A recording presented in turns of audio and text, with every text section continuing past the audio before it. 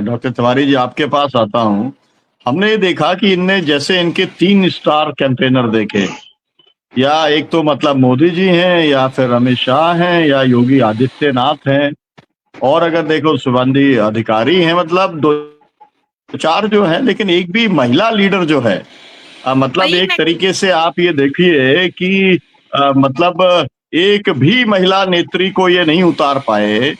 और महिला वंदन का तो ये फॉल्स नैरेटिव क्रिएट करने के लिए हर मतलब पूरे देश की हर विधानसभा के विशेष सत्र बुला करके ये साबित करने की कोशिश कर रहे हैं कि विपक्ष और इंडिया गठबंधन उसने महिलाओं का विरोध किया, और इसलिए हम जो चाहते थे नहीं कर पाए। अपोजिशन लगातार कहता रहा, आज भी कह रहा है कि भाई आप आज ही लागू कर दो इसको।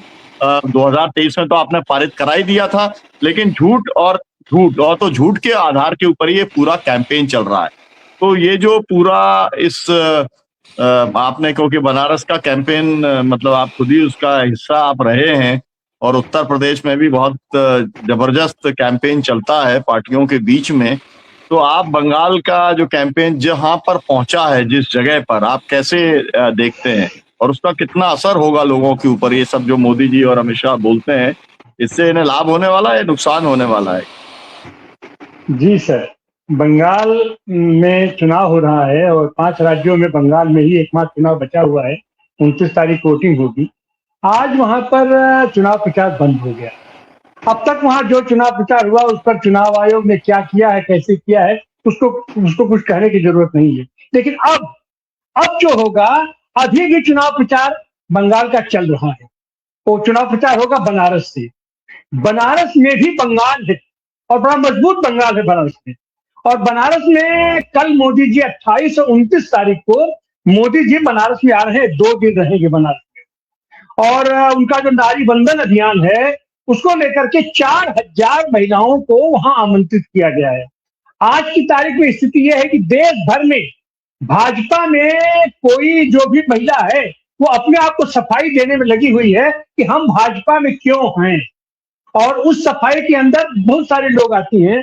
अभी आपके मध्य प्रदेश की एक महिला भी आई है, उसने कहा है कि भाई हमको तो ये जो जिलाध्यक्ष हैं और उन्होंने क्या क्या कैसे कैसे ऑफर किया, और फिर उसने इस्तीफा दे दिया वहां से।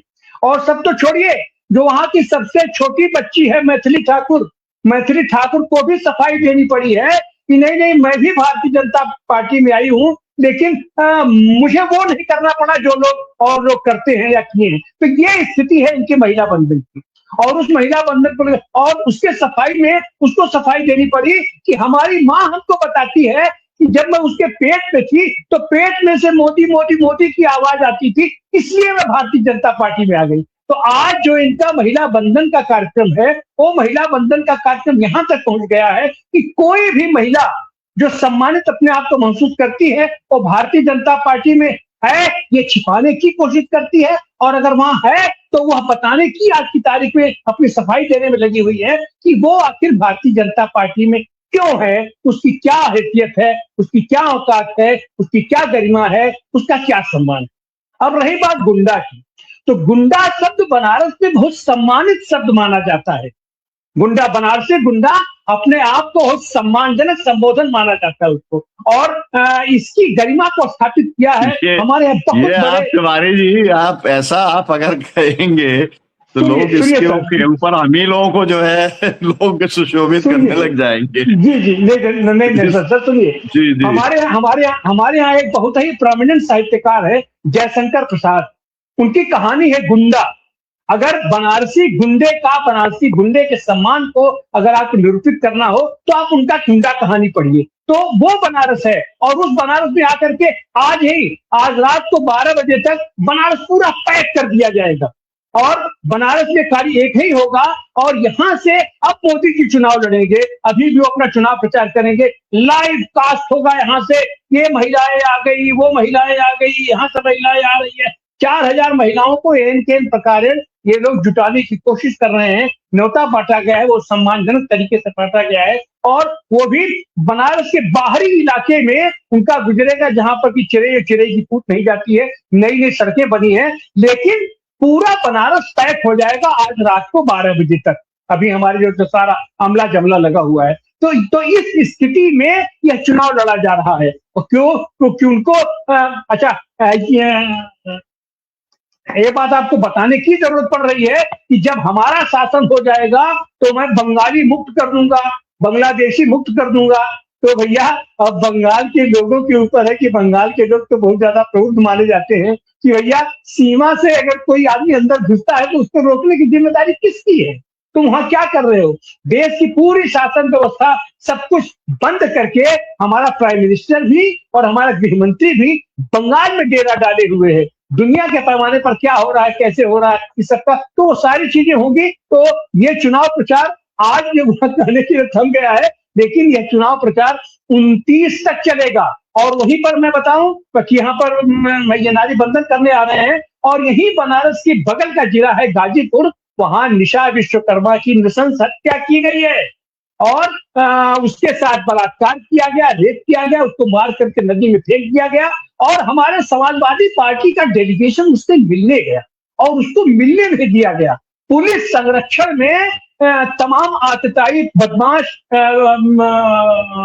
मवाली लोग हमारे समाजवादी पार्टी के वो डेलीगेशन पर हमला करते हैं और ये लोग उसको अपने आप की विजय गर्जना करते हैं कि वहां के गांव ने समाजवादी पार्टी को घुसने नहीं दिया। तो यह भी है, वो चुनाव लड़ा जा रहा है। 29 तारीख को अपने लखनऊ के इतने महत्वपूर्ण सारे कार्यक्रम अखिलेश यादव स्थगित करके, हमारे यहाँ भी वो विशेष सत्र होने जा रहा है 30 तारीख से। 29 तारीख को ही सबको बुलाया गया था, विधायकों को बुलाया गया था और पहली मई की तैयारी के लिए सारे मजदूर नेताओं को वो बुलाने की बात थी। ये सारा कार्यक्रम छोड़ करके अखिलेश सुबह ही गाजीपुर जा रहे हैं। अब देखिए यहाँ क्या होगा। तो चुनाव, ये मतदान तो बंगाल में होगा, लेकिन वो चुनाव लड़ा जा रहा है हमारे बनारस से। हमारे बनारस से तो गाजीपुर भी बनारस की है। अखिलेश यादव बनारस आएंगे और बनारस से गाजीपुर जाएंगे और 2 दिन बनारस में हमारे प्रधानमंत्री जी, प्रधान सेवक जो है वो यहाँ डेरा डालने जा रहे हैं। इस सब के बावजूद 92 लाख वोट को इन्होंने काट दिया। एक दिन पहले 7 लाख वोट को जोड़ दिया। इस सब के बाद और वहां पर केंद्रीय फोर्स तो क्या क्या लगा करके लोगों को अपना कर रहे हैं। उसके बावजूद भी 27 लाख वोट अभी पेंडिंग है। उसके बाद भी 92% वोट इन्होंने डलवा लिया। ये सब होने के बावजूद क्या होगा? और अंतिम चरण का जो 29 का चुनाव है, 29 का चुनाव, आज तक आपने वो कभी सुना है कि वोट पड़ने तक इलेक्शन कैंपेन होता है? लेकिन इलेक्शन कैंपेन हो रहा है वोट पड़ने के बाद तक, अंतिम समय तक होगा।